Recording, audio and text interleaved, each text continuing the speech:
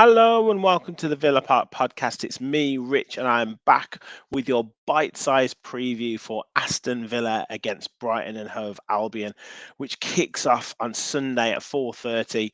And if you've been living under a rock, I don't know, where have you been? Because this is the biggest game in Aston Villa's history, or recent history at least. It feels like the biggest game in Villa's history, but I'm sure we've had bigger. But yeah, we could get into European football for the first time in 13 years if we win tomorrow. So a massive, massive, massive game. We're going to go through probable lineups. We're going to go through some stats, head-to-heads, look at key players, and give you some fun facts of Aston Villa versus Brighton. But before that, just a quick shout out.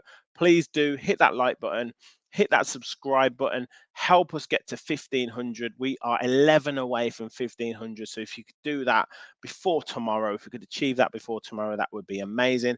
If you do want to become a member as well for just $1.99 a month, then please do hit that join button and become an official Villa Park Pod follower. So let's get into it. Straight into the probable lineups using FOTMob.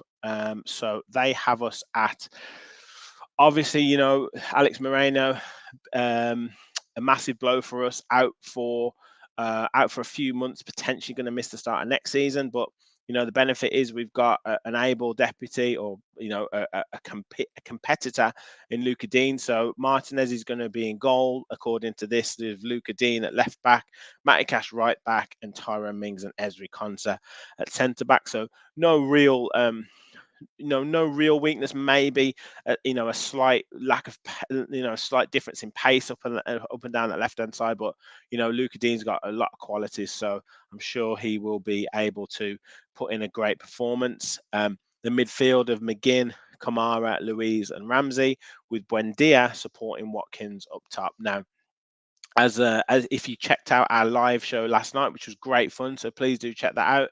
Both Kevin and Martin felt that Buendia would start, whereas myself, I thought that Leon Bailey would get the nod, purely because if you look at the key games, particularly the home games under Emery's run, then Leon Bailey has been a real key component of that.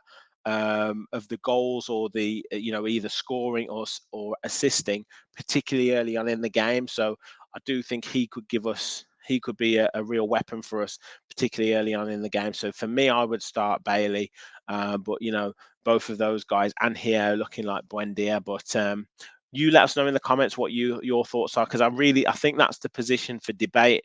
Maybe Cash or Young could be up for debate, but for me, it's the Buendia Bailey conundrum that Emery will be thinking about.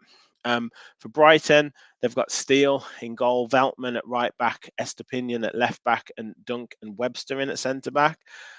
Gross and Caicedo in that midfield area, Enciso, McAllister, and Mitoma supporting Evan Ferguson up front.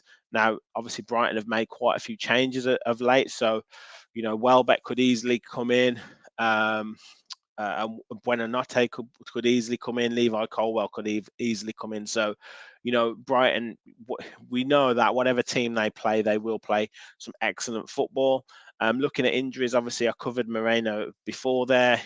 A real blow to us, but we wish him well. Chambers and Carlos, potential knocks there for Carlos, and a fever for Chambers. And obviously Jed Steer, he's going to leave at the end of the season. And Philip Coutinho, we don't know what's happening with him. And with regards to Brighton, Lamptey, Solly March, Robert Sanchez, Sarmiento, Moda, and Lallana are all out injured. Like I say, regardless of the team that Brighton put out, it is going to be a real test for us. Looking at some sort of key stats and head-to-heads, we did cover this a little bit last night in terms of stats and head-to-head for Villa v Brighton, and it's fairly favourable. We've played 7 times in the Premier League. Villa have won 4, 2 at home, 2 away, and we've drawn twice, and Brighton have only beat us once. Recent meetings, obviously earlier on this season, we won 2-1, which was a key game for Unai Emery, and on that run of away victories. And last season, we obviously beat them twice, 2-0, both home and away. And previous to that, we drew 0-0 in the lockdown season, as well as being beaten 2-1 by Brighton, which was their only victory against us in the Premier League. And previous to that, the season where we just about stayed up, I remember Grealish scoring a fantastic goal at the Amex to draw 1-1, and Matty Target getting a last-minute goal to beat them 2-1 as well. So, decent record against Brighton. So a game that we should be going into with confidence in terms of head-to-head. Form guide, pretty much the same for both sides. Obviously, last week we got a creditable draw against Liverpool. Brighton got a draw in midweek against Man City. A fantastic win for Villa against Tottenham, and a win for Brighton against Southampton. Villa losing 1-0 against Wolves. Newcastle beating Brighton at St James's 4-1.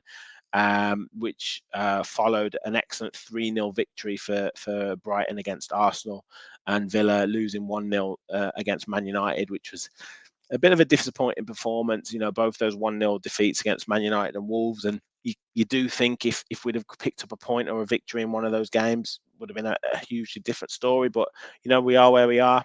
And obviously we beat Fulham before that 1-0, taking us briefly into fifth position. And Brighton, had a freak result against Everton, losing 5-1. But yeah, we know it's going to be a tough game. We know it's going to be a tough game. Season so far, Brighton going to finish sixth, which is a fantastic season for them. They've won 18 games, drawn 8, lost 11. Villa 17 wins, drawn 7, lost 13.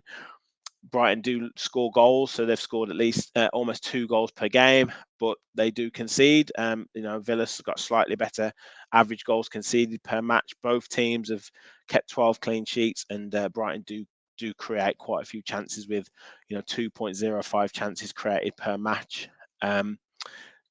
Key players, obviously top goal scorer Ollie Watkins on 14. He's been on 14 for a while. Can he get that 15th goal tomorrow? Which would be amazing. And then McAllister with 10, and Pascal Gross with 9. Also topping the assist charts, Pascal Gross with 7, Solly March with 7 as well, and Douglas Luiz with 6. We know Brighton are a real good passing side, so they dominate that with Lewis Dunk, Moises Caicedo, and Pascal Gross, topping the passing charts. You look at that, Pascal Gross had a fantastic season there in terms of output, which is absolutely brilliant. And tackles, Caicedo, Luiz, and McAllister. So looking at that, the key players really are Alexis McAllister, Moises Caicedo, and Pascal Gross. So we do really need to watch out for those players. But you guys let me know, how can we combat those players? What do we need to do? Who's going to be key for us? Is it a McGinn? Is it a Louise? Is it a Ramsey? Can we really get at them and cause them some real problems? Because as we know, they do concede quite a few goals. So we certainly have got weapons there to overcome them. And then a few fun facts. So in terms of head-to-heads, as I said before, Brighton's only competitive victory over Villa in the past 15 attempts came away in the Premier League in November 2020. And we are vying to beat Brighton in 4 successive league meetings for the first time. As I said right at the start, this is our chance to get into the Europa Conference League playoff round, which will be our first European competition for 13 years. Obviously, we go in if we win, which would be amazing, but a draw would be enough if Tottenham and Brentford don't win, and a defeat would be enough if Spurs lose and Brentford fail to win. So there are quite a few permutations that allow us to get into it, but let's just get the win and let's just do it.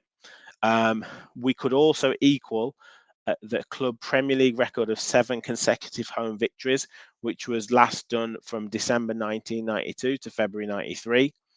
But this is the little fly in the ointment. Villa have only won their final fixture in just one of their past 8 Premier League campaigns, which was when we beat Chelsea 2-1 in the 2020-21 season, and we've drawn 2 and lost 5 of those. But if there's a man to break records, it is Unai Emery. So yeah, let's just hope that he can cross another record off his list. And we briefly mentioned Ollie Watkins before. He's gone 6 games without a goal having previously scored 11 in 12.